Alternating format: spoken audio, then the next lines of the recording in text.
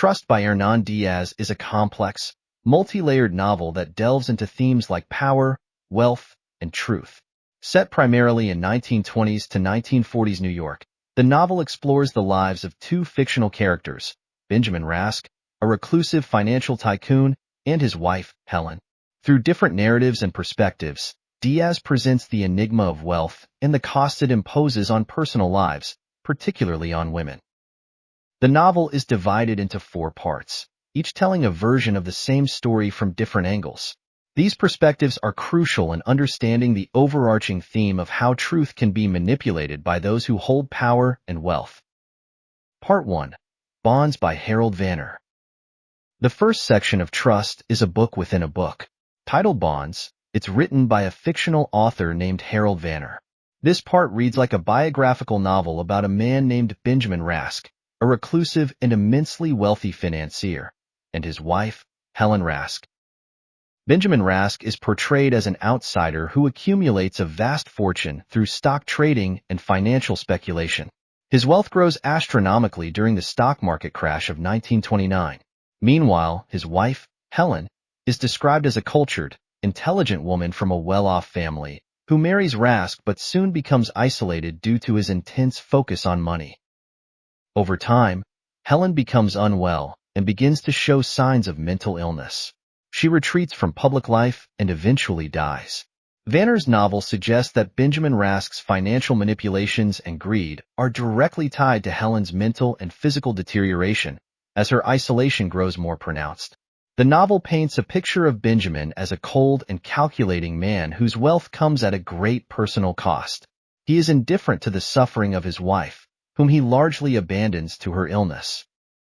Helen's decline in this version of events becomes a symbol of the toll that vast wealth can take on personal relationships. Through Bonds, Vanner creates a narrative where Benjamin's rise in power and wealth is closely linked with the destruction of his personal life, particularly his relationship with Helen. Part 2. My Life by Andrew Bevel.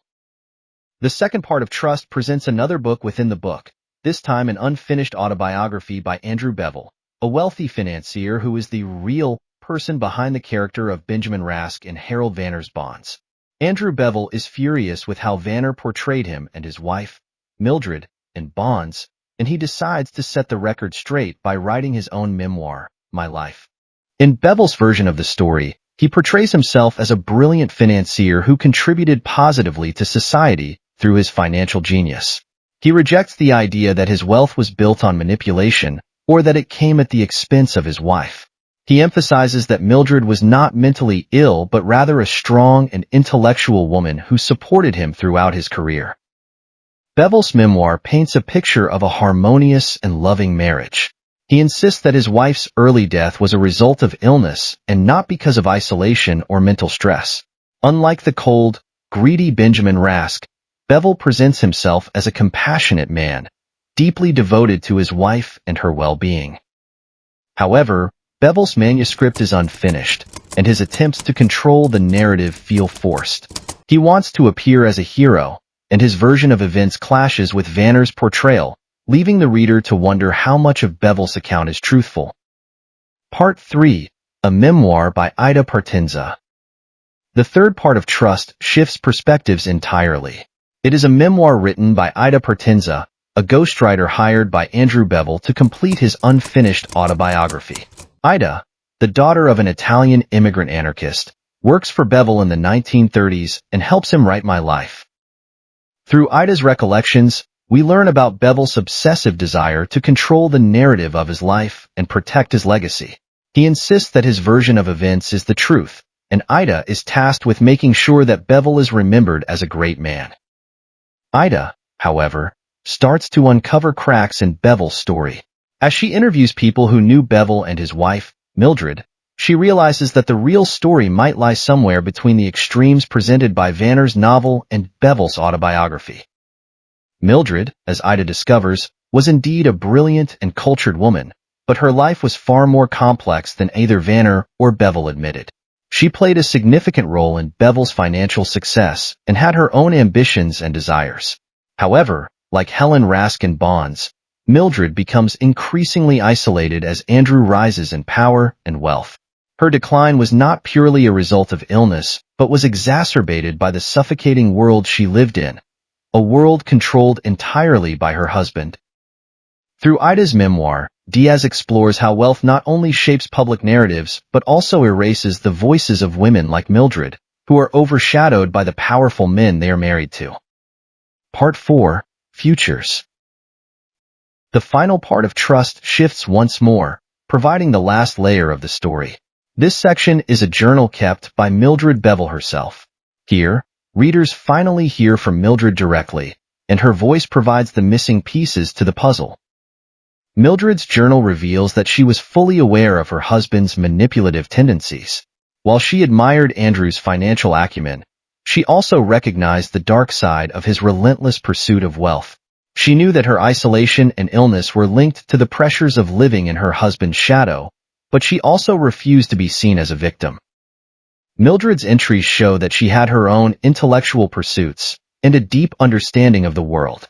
She was not the weak or ill figure that Vanner and Bevel painted her to be.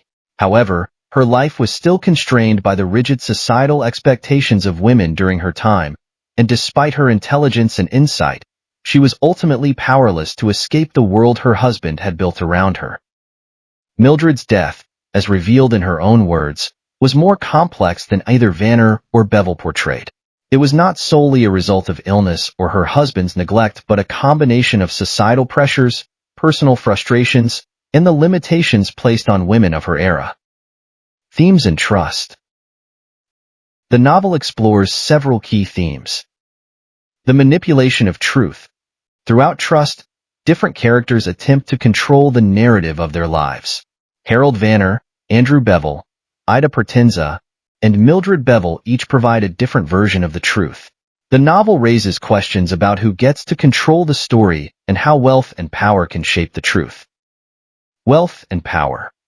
The novel delves into how wealth can isolate individuals, particularly women. Both Helen Rask and Mildred Bevel become increasingly isolated as their husbands rise in power. Their stories highlight how wealth often comes at a personal cost, particularly for those who are not directly in control of it. Gender and power dynamics. Mildred Bevel's story illustrates the constraints placed on women in a male-dominated society. Despite her intelligence and capability, she is overshadowed by her husband and his wealth. The novel shows how women's voices are often silenced or distorted in the public narrative, and how they struggle to assert their identities in a world that marginalizes them. Legacy and memory. Both Andrew Bevel and Harold Vanner are obsessed with how they will be remembered. Vanner writes Bonds as a critique of capitalism, while Bevel writes My Life to ensure that he is seen as a hero. In contrast, Mildred's journal reveals a more personal, intimate side of the story that is lost in these public accounts. The novel explores how history is often written by those in power, and how the truth is often more complicated than the narratives left behind. Conclusion. Hernán Diaz's Trust is a brilliant exploration of how wealth shapes not only the lives of individuals, but also the stories that are told about them. Through its layered structure and multiple perspectives, the novel reveals how truth is often manipulated by those in power and how the voices of the marginalized, particularly women, are silenced or distorted. By the end of the novel, readers are left to question what is real and who gets to decide what version of the truth is remembered.